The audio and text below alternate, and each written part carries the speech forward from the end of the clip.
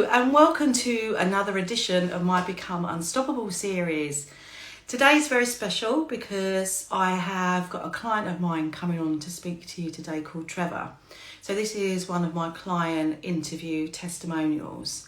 So I'm really excited for that and excited to be back with you all. For those who don't know me, my name is Julie Fitzpatrick and I'm a therapist and coach. And I'm the founder of Millerside Therapy and Coaching. And I support you wonderful individuals to uncover your lack of confidence so that you can find inner peace and clarity so you can become unstoppable.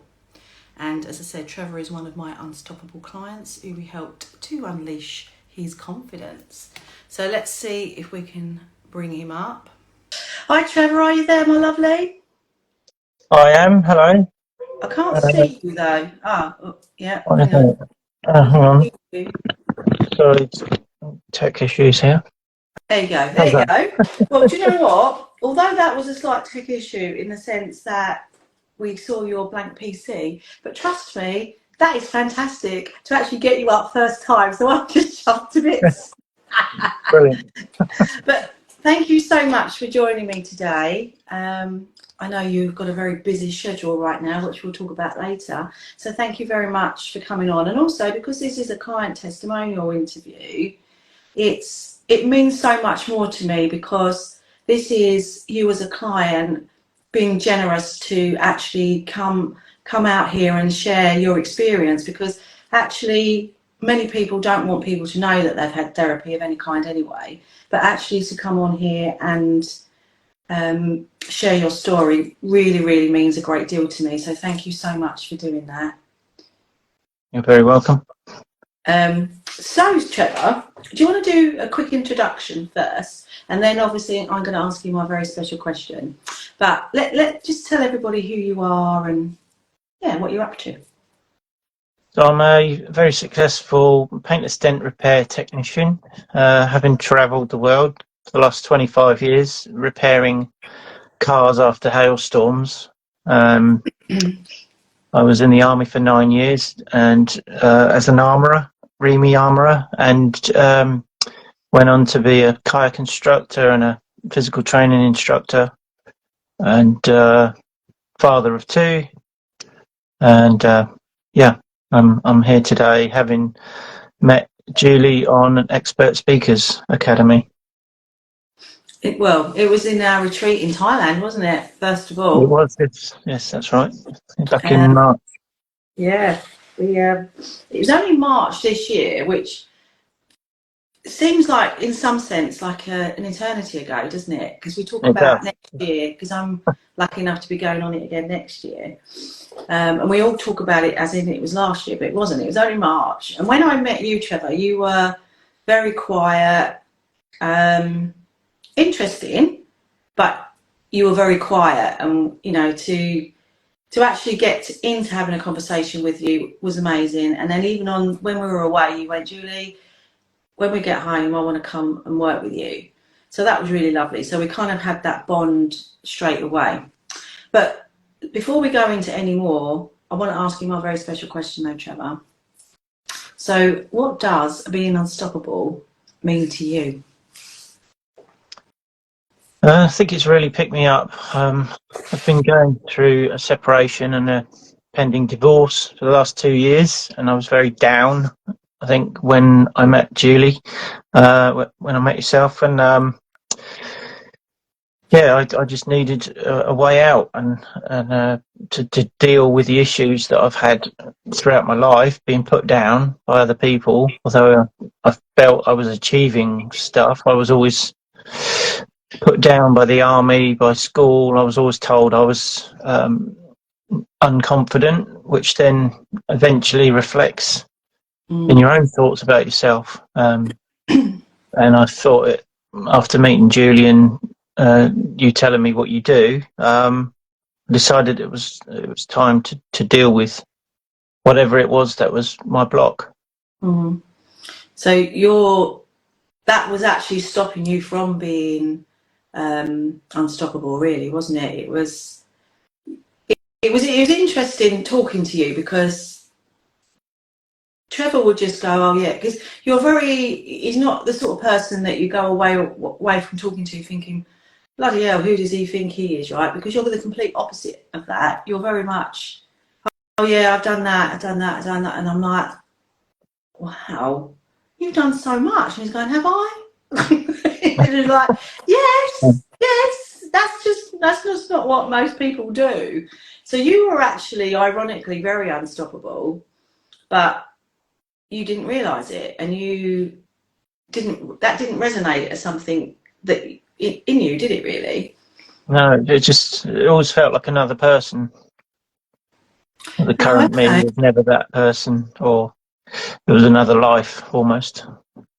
And you said to me before, didn't you, that when sometimes you would go out in a situation, you would put on a performance so that it seemed like you were confident, but actually you wasn't inside. That's correct. Yeah, yeah. I've always tried to put a persona and act as if. I've read many books and act as if until it happens, but it never seemed to happen. I was always kind of trying to put on an act. Yeah, and I think most of us do to an extent, don't we? I think we all have different masks that we have to wear in life anyway, because you kind of have your family face, don't you? Family mask. Then you'll have when you're going into a work situation. I mean, you've been in the army, for example, you would have had a complete different mask for that, wouldn't you? Because literally in those situations, it could have been a life and death situation. So you couldn't go into an army and go out on a tour, or I don't know what the terminology is, Yeah, but cool. having your family face on, can you? Because you're going out to do a job. Yeah, you had to be very professional, and not you never really showed your feelings, especially to colleagues and stuff. It was very macho. Everyone's macho around you, gung ho. I was never really army barmy, but I was good at my job, and I had quite a lot of interests, like adventure training type things, which is why I chose to go down that path. Mm. And I I mean, tried to stand out because every year you had an appraisal, and they'd always say, but you lack confidence, or I just wasn't standing out. So I made it my mission to become an instructor and do things where I would stand out above my peers. After 9 years, I left the army because I just wasn't getting the recognition that I sought. so you felt that by increasing your knowledge, increasing your depth of things that you could do in the army, like putting yourself out there, stepping up, but there was something that wasn't actually coming out in your persona then that let those superiors acknowledge what you had done and go, do you know what, Trevor is a leader, Trevor is really confident. So what was missing, do you think? Today it's still, I think now it is very much a confidence thing. Although this year, with your help, has helped me immensely going forward. I'm currently acquiring a business, and I've managed to. Initially, we had agreed on a fee 25% lower than his asking price, and I've just stood my ground, and I've had the confidence to see it right through, and I've now secured it at 45% of asking price. So, really ecstatic about that, and I should be taking over within weeks, just the other side of Christmas. So would the old Trevor have been confident enough to have asked for that money off, knowing your true value, do you think? I probably would have settled at the 25% off, thinking I've done really well, pat myself on the back, and just sort of waited for things to just happen. Whereas now I've been pushing quite hard, and I've stood my ground, and I've managed to not just accept, what was dealt to me. I've pushed harder.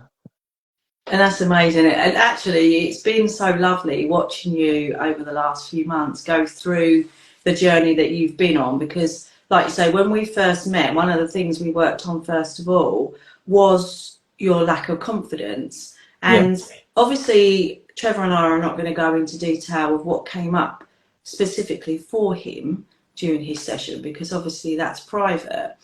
But when I work with my clients, in this instance, we were looking at Trevor's confidence, and what we do is we go back. I do it through hypnosis, which is just a deep meditational state, but we ask his clever brain to take him back to a time when lack of confidence first became an issue for him. And as usual, pretty much it takes you back to your childhood. And when we did Trevor's, it came up with different aspects of his childhood. And it's probably fair to say that Trevor had a difficult childhood. And again, as I say, we're not saying any more than that. But a lot of that reflected into who you are now, didn't it? Because of all those comments and things that you had about don't be confident. So do you want to just give a little bit of an overview about how your childhood did impact, and what, obviously say what you're happy to say, but don't say what you're not. But what were some of those things that came up for you that made you realise how this lack of confidence is impacting you in your everyday life as an adult? Difficult, as in my parents divorced when I was around 5 years old, and then initially I lived with my dad and stepmother, and she was extremely, having been in the army herself, she was extremely strict. And as a 5 or 6 year old, my room had to be spotless. There was toys I'd get for Christmas and I couldn't use them. There were ornaments around in my room, and it wasn't fun. And then I went to live with my mother, and my stepfather was extremely strict as well, because he was ex-REME, he was ex-Royal Military Police, really horrible man. He was over 6'3" or something, huge man, and I'm only a child. I didn't have a very fun childhood, and I was always between parents, never felt like I belonged anywhere. It was hard. And then eventually I went in the army myself to get away from things. And I guess the army life was all you ever knew, wasn't it? Because that's how you grew up. Did you ever think that you was going to do anything other than the army, or did it was just a given that's what you were going to do? Well, I'd planned to become a vehicle mechanic like my father, and eventually come out and start a business together. That was my simplified thing in my head years ago. But I ended up not becoming a vehicle mechanic, became an armourer instead. And just as I joined the army, my dad left the army and migrated to South Africa. So I was never going to South Africa. I've been there to visit, obviously, but it's just not somewhere I would want to personally live. So I wasn't sure. I never saw myself as a lifer in the army, which is 22 years. But I never really had a plan back in the day. I was just trying to have as much fun as I could. Because the army, you do lots of adventure training and that. And then I started realising around the age of 26, 27, a lot of my friends were, long-term relationships, getting married. And I reflected on my childhood, and I thought I don't want to start a family whilst I'm in the army. So then I started making plans to leave. Yeah. And retraining. Okay. So when you was in the army, I mean, I don't know, I've never been in the army, but what's it like in terms of being able to, or being encouraged to express your feelings? Is that something that, I guess it isn't, just from films and stuff I've seen, but no, not at what's all. it really like? Very sort of macho. Everyone's sort of loud and obnoxious, and lots of orders. You didn't show your feelings, really. Mm. If you did, you know, there was always banter, which was good, if in a joyful way. But if you felt if you showed your feelings, then there would just be a lot of piss taking, Mm. and you know, Yeah. so you very much kept your feelings to yourself. And that was very reflective of your childhood as well, wasn't it? Obviously, with being your dad and stepmom and everyone else being in that same environment, that's why they found it difficult, I guess, to express their feelings to you, because you was always told to be quiet and, you know, I guess it was a lot of that children should be seen and not heard type of era as well, wasn't it? Yeah, yeah. Um, Which I think, if I'm honest, that sort of that became a little bit of a barrier between me and my son, growing up, because my dad was never really there for me, or I didn't get on with my parents or step parents, so I didn't really have the perfect role model. So my daughter was just a bundle of love, so that was easy. mm, If I came in the door coming back from wherever, she'd just jump into my arms and not, you know, like a little monkey, and oh, you know, it wasn't just a 2 second thing either. She'd just cling on to me for about half an hour. But my oh, son would just go, right. my dad. That was it from a very small age. And I found it very difficult because I wasn't outgoing.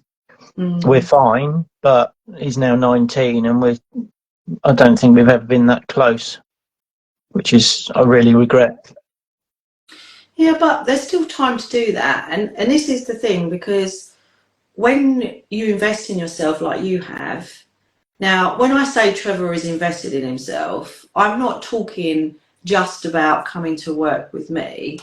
Trevor is invested in working with a friend of ours in his adventure, but Trevor is invested in multiple business training and, well, you name it, you've probably done it at some point, right? Now, I'm not knocking you for that because I've done the same. And if we want to move on in life, we have to invest in ourselves, right? If you want to do anything in life, you've got to first look at yourself, invest in your self development, and find out what limiting beliefs and things are going on in your life and stopping you from becoming unstoppable. But in addition to that, if you are wanting to be a business owner or go off and do something different, you might need to embark on other training, like business coach training, like expert speaker training, as you mentioned earlier on in this interview. We both did that, and that was phenomenal as well, wasn't it? And I know you've recently done it again, just because you're at a different stage in your business career.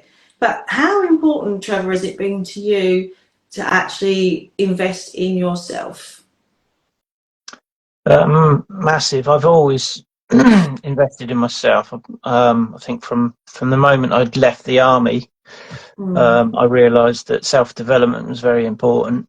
Um, I feel it got me to a place where I felt really successful. I had a large house on an acre and a half. Started a second business, which I built for my wife. And I was putting all these courses into action, and joining the dots. But then 2 years ago, I found out my wife was having an affair. So it was like my whole world collapsed in on me again. mm, And I had a very rough year last year. So that's another reason I was so low at the beginning of this year when I met you. I was mm, putting on a brave face, but I knew that being on these courses, you are around very positive, forward-looking people mm, like yourself, and that's what I needed around me. mm, Um, Basically, having lost my home and my second business, and my kids moved in with with their mum, and you know, mm, so I was very lonely, and I yeah, just needed a positive mm, environment. yeah. And you had that with bells on, and I'm going to go back to that in a moment about the training, but I realised I started to say that and then I lost my focus on where I was going with it, because I wanted to mention, go back to your children, right, in the sense that by investing in yourself, you have uncovered many things that you didn't know about yourself, right? And how your upbringing has probably impacted the way that you've brought your children up too, not consciously. And with the information that you know now, you could probably look back at your time as being a parent to date and realise that actually that I could have done that better, I could have done that. And now you know what you know about yourself, you can rebuild that relationship with your children, because you were, and as we say this to everybody, right? Until we start investing in ourselves, we are dealing with life in the best way we know how, right? You were living your life on the beliefs that you had drummed into you as a child, which basically was, don't be seen, you're not good enough, you shouldn't be seen, just go away, get out of my face, stop being an inconvenience, right? Yeah. Now, even with that though, against the odds, even with that, you have still done phenomenal things, and you have achieved way more than average Joe would ever achieve, right? So that is important to remember. But in addition to that, with everything that's gone on for you, and obviously I know a lot more than we're all going to share on this interview, and trust me when I say that Trevor has been through a lot, okay?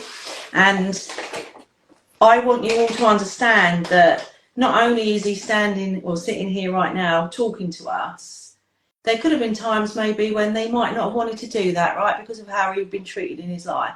But he just pushed through, and he just kept going and learning and putting himself out there. And it's only now he's realising what an amazing human being he is, because I keep telling him, but also because of the work we've done together, he now knows that as well. He knows that wasn't his fault. He knows that all of everything that happened wasn't his doing, but as a result of what happened, he was living his life in the best way he knew with the knowledge that he had. But now you know so much more. So there's nothing stopping anyone who's in a situation that feels like you could look back and go, I could have been a better parent. When I did all this training for myself, actually, Trevor, one of the first things I said to my son was, Josh, I'm really sorry. And he said, what for? I went, I don't know, but I'm sure I've messed you up in some form, because of what I know now. I would have done. I've tried to be the best mum I can with the knowledge that I had, but with the knowledge that I have now, if I was doing it again now, I know that I could do things a lot better. But hindsight is a wonderful thing, right? Yeah. So I just wanted to say that, because you are an unstoppable person, and you've still got more unstoppable stuff to do, right? And against the odds, you still push through, and you're still super successful. And I think if you can take time out with your son, and maybe your daughter too if you need to, and just sit down with them and just share, even for them to watch this, I'm sure they'll be super proud of you. That you are where you are and doing what you're doing, and that you love them and you want to rebuild. And Matthew's just joined us, who's one of our other wonderful friends who that you've also been working with as well. Anyway, sorry, I feel like that was a bit of a party political broadcast but I just felt, I don't know, it just came over of me, quite strongly, and I just wanted to say that, because yeah, you are an amazing person, and now I hope and I believe that you actually believe that yourself now. I think, yeah, I'm starting to believe it myself. Hi, Matthew. Yeah, it's been great meeting people like yourself and Matthew. I definitely feel much more confident today than over what I did a year ago, or at the beginning of the year. Really thank you for your help. Thank you for putting your trust in me. And I mean, there were times at the beginning, if we're honest, right, it was quite challenging, I think, for both of us, because it was, like you said earlier, about being negative and putting on that face.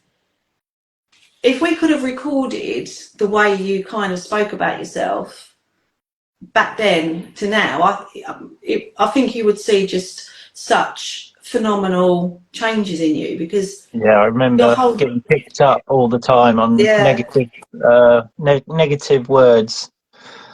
I've definitely thought about that a lot and used much more positive terminology. And, you know, and I do a free online webinar now, and it's all about unleashing the power of your imagination, right? And anyone can join, just click in my bio and you can find the link there, little plug. But the point being, our imagination is the most powerful tool that we have, right? And one of the things is about listening to the language that we tell ourselves, because it then becomes like a full cycle. Like you have a thought, you have a feeling, you have an emotion that turns into a behaviour. So if you sort of get up in the morning and you're like, oh God, this is so dull, I hate my life, I don't know, I can't be bothered to get up and do this, right? And then you have that whole cycle, don't you? Then you just start sabotaging your day. Maybe you don't bother eating well. What's the point? You're not going to bother doing your exercise because you look fat when you look in the mirror anyway. And you're like, oh. And then you start staying up too late, and then maybe you have that extra glass of wine or a few extra beers, and then you have a really crappy night's sleep because you're feeling crap. And then you get up in the morning and you're like, feel tired because you've had a crappy night's sleep, and maybe you've got a hangover because of those extra. And then the whole cycle starts again. And that just starts with the way you talk to yourself. So imagine then when people start talking to yourself in a really positive way first thing in the morning, it changes the whole cycle of your life, doesn't it? The whole cycle of your day. And I think once you started kicking into that, that was when the magic started to happen, didn't it? It did, yeah, definitely. And then what Trevor did as well, and we were together on Expert Speaker with Matthew as well, actually. We got to know each other a lot more then as well, because we have to share our stories, don't we, on how we're going to speak to an audience. Yeah. And your confidence then was completely different to your confidence now. And I know you've just done it again, haven't you? And you said to me before, literally last week, or this week, kind of, and you said your confidence doing your Expert Speaker this time round was a different level. Tenfold. It was massive change. First time round, I was just really shy. I didn't put my hand up. I didn't want to stand up in front of people. Really struggled once I did get up, formulating my words and my story. And this time, it just felt like a breeze. It was lots of confidence. I was eager to get up. I was up first most of the time, and yeah, it was much more enjoyable. Amazing. And when you haven't got things holding you back, you just sort of enjoy it, the process more. Yeah. And did you ever imagine that you were going to be speaking on stages when you first started doing all these trainings? Was it something that you ever wanted to do? I did it to sort of conquer the lack of confidence, but I didn't see myself actually using it. I was just doing it as a course. But now I've done it a second time round, and I've got more confidence. I can actually see myself standing up on the stage and actually doing that as a career going forward. Amazing. But the thing is, it's not when you do that sort of training and you boost your confidence. Yes, it's great if you want to go and do that and speak on stages, but it's also handy in so many other aspects. So when you start your new amazing business in the new year, that's going to help you for that too, isn't it? Because you're going to be talking to new staff, you're going to be meeting new people, you're going to be going into an industry that part of it you know, but some of it's going to be new, isn't it? But the old Trevor, how would he have coped, do you think, dealing in that situation to the new Trevor, version 2 Trevor? I would have been very anxious, daily. You'd have to talk to customers daily, over the phone or in person, talking to suppliers and business owners. It would have been quite a battle, but I think it's definitely going to be a lot easier to create those sort of relationships going forward.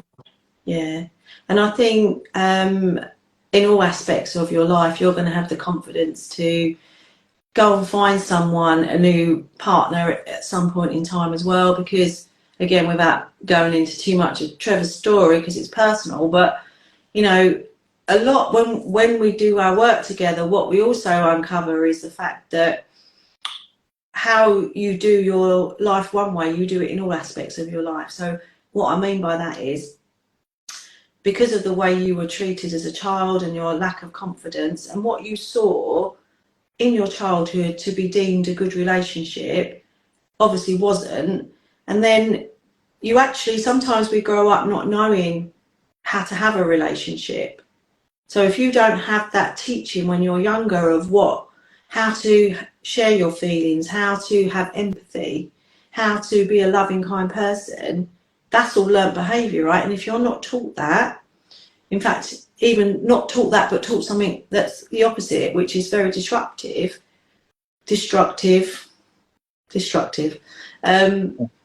then how do you know how to have a good relationship with someone else? And I think that's gone through your life as well, hasn't it, with relationships? Yeah, definitely. My parents were never there for me, so they weren't really good role models. Mm. They're still around today, but both I'm in Suffolk. My mother lives in Hampshire, 4-hour drive away. And my dad lives in South Africa, so it's they're still not really there for me. Mm. And that they haven't really been there for their grandkids because they're so far away. Obviously, I've tried to go and visit them, but they're not round the corner. They've never been there like most families. They can rely on the grandparents to sort of mind the kids. But yeah, it's been a tough one for sure. But I think the work that we've done together and the work that you're doing on yourself in other aspects too, I think you're kind of filling the hole the whole I think you feel like you had like an empty part of you, didn't you, that needed to be filled up with love and confidence. And let's say it's a cup, right? Fill your cup up with love and confidence. And I think before you didn't believe that you were worthy to have that love because you didn't feel good enough, which is, by the way, the most common limiting belief. It's like, I didn't feel good enough. I felt different. I didn't feel loved. I was unlovable. I felt a bit, most people feel one or two or three of those, right? Everyone can have their big story and their personal story of why they are where they are and how they reacted. But when it goes down to the core root beliefs, they're all very similar. And if we don't feel that we're lovable or we're good enough, then we put that message out in our subconscious with our energies. And you're almost saying you might as well come and be horrible to me because I'm not worthy anyway. And until we fix those limiting beliefs and know that we are worthy, we are lovable, and we are unstoppable, and we can do anything we want, until we fix that, life is going to have limits to it. But once you uncover that, it is limitless then, isn't it? Yeah. Do you feel more of a limitless being than you did before? Definitely, I can see myself stepping into that business next year and expanding that, building a group, and I want to reach out to the marketplace and actually change the whole of the UK, how it functions, and teach body shop owners how to do paintless dent repairs, which will provide more jobs up and down the country. That's amazing. And actually, while we're on that topic, do you want to just give everyone, do a little plug for yourself anyway, on when you talk about your business and what it's going to be in the dent repairs, do you want to just do a quick overview of what that actually means? So paintless dent repairs is a niche market in the car repair industry. Most people know a body shop where they paint the cars, rub them down, put the filler in. I can repair cars as long as there's no paint damage. I can repair cars without the need to paint, without the filler. Keeps the warranty on the paint. If you've got a new car, it's done in a fraction of the time. I've been doing it 25 years, and it's been around for at least 10 years prior to that, but it's still a niche market because not a lot of people have heard of it. It's very much a business to business thing, unless you've had your own car done. Well, I have. I don't know if it was the same sort of thing, but I have to confess, I've had a couple of dinks in my driving career. And there's a guy around here actually. He just comes. He came around once and he just did his magic, and then it was just gone. It was Yeah. like, oh, wow.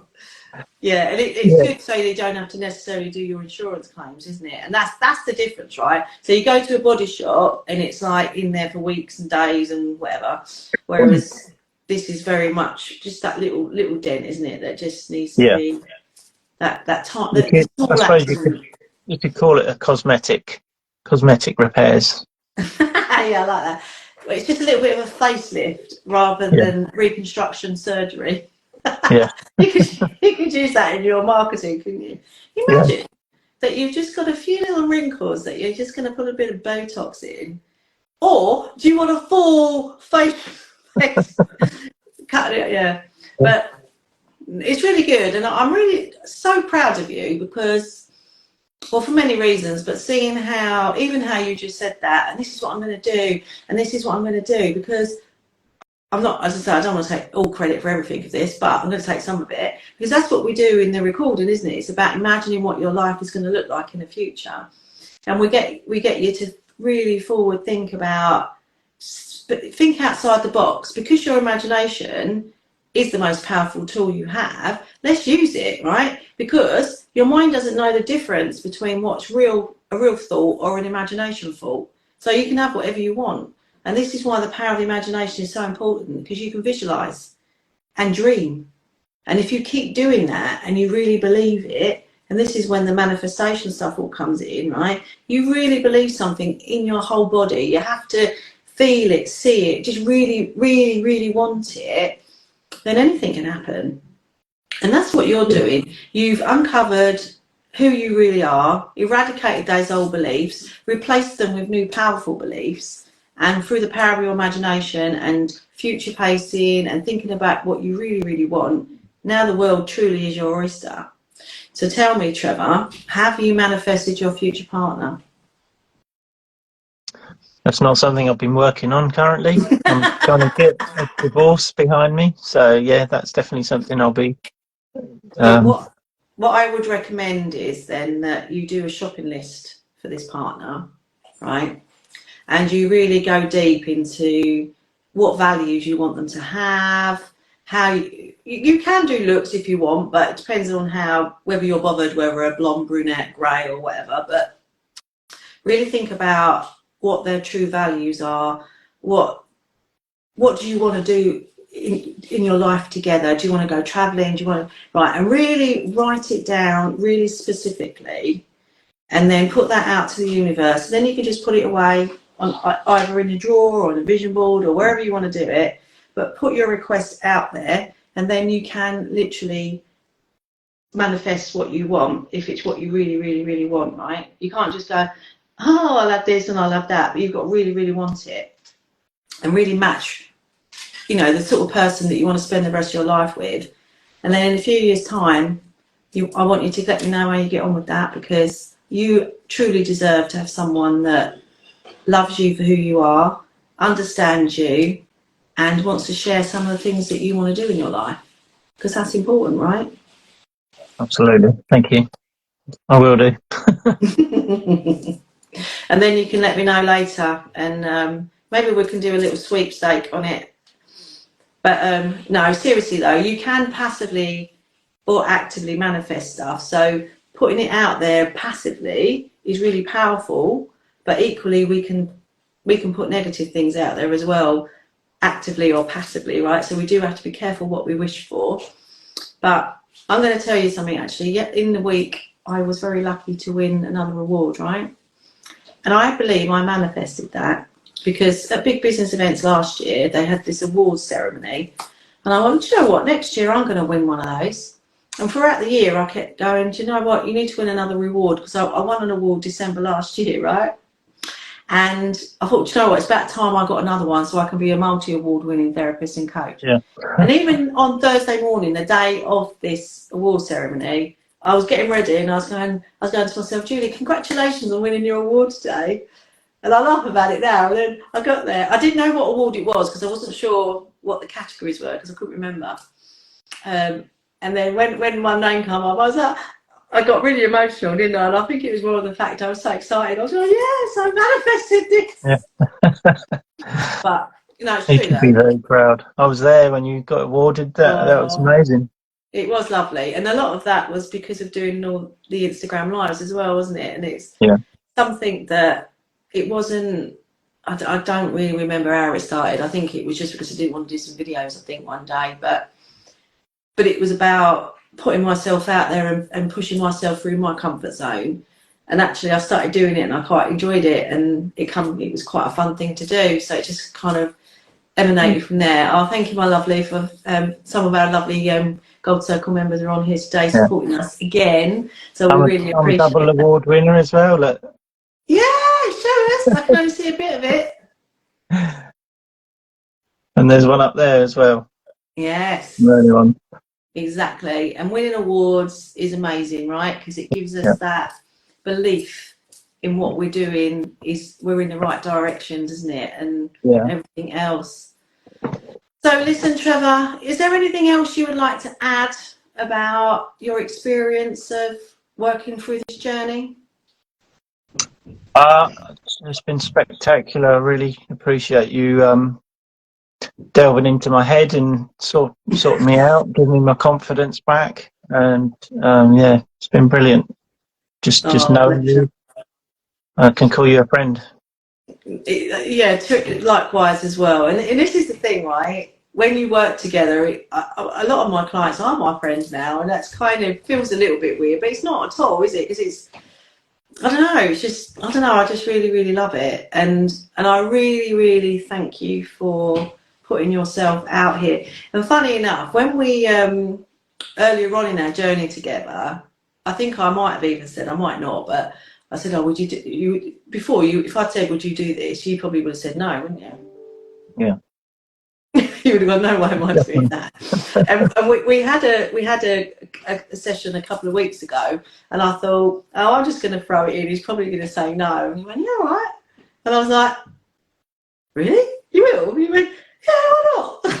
Yeah, I would have never have um, done that in the past. no, It's quite. not so. I went, right, okay, let's get it booked in before you change your mind then, Yeah, because we're going to strike while the iron's hot. But listen, you are truly amazing. You are truly unstoppable. And likewise, I do see you as a good friend of mine now. And I wish you so much luck. We don't need the luck, but so much support in your new business venture in the new year. And I know you will be amazing at it. And you will obviously reach out for me if you need me. But thank you so much. Enjoy the rest of the lead up to Christmas and Christmas. And thank you so much for being on here. And yeah, I look forward to watching you grow and see what you do in 2024. thanks, Julie.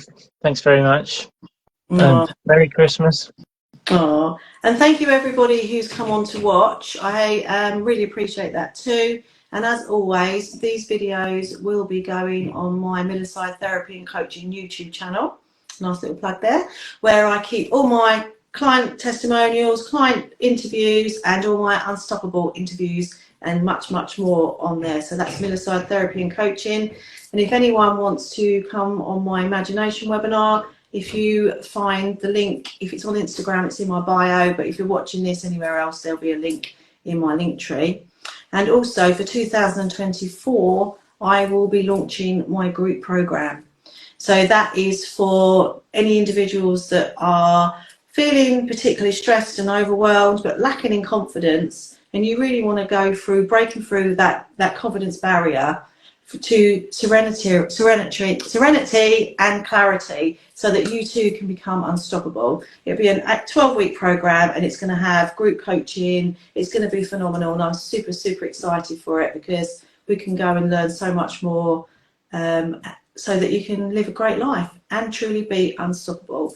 So thank you everybody, and I look forward to seeing you on my next interview. See you later. Bye. Bye.